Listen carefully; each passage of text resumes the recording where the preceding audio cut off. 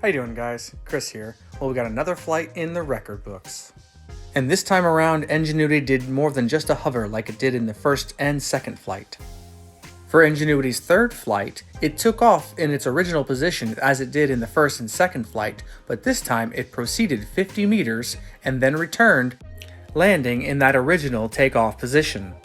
Here you'll see the mass cam shot from Perseverance as you see Ingenuity going across its airfield.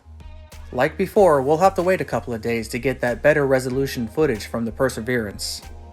As Ingenuity completes yet another successful flight, NASA engineers and the rest of the world are getting very excited about the possibilities yet to come. This flight was actually pretty important because NASA will go back and look at the flight data to ensure Ingenuity landed in the precise location it was supposed to. Just 2 test flights left to go before Ingenuity can start helping Perseverance conduct its missions on Mars, scouting ahead, finding the best pathways to go, and conducting those missions that Perseverance can't do for itself. The excitement keeps building, and stay tuned for more. I'm sure there's lots to come. Thanks for watching, and don't forget to like and subscribe.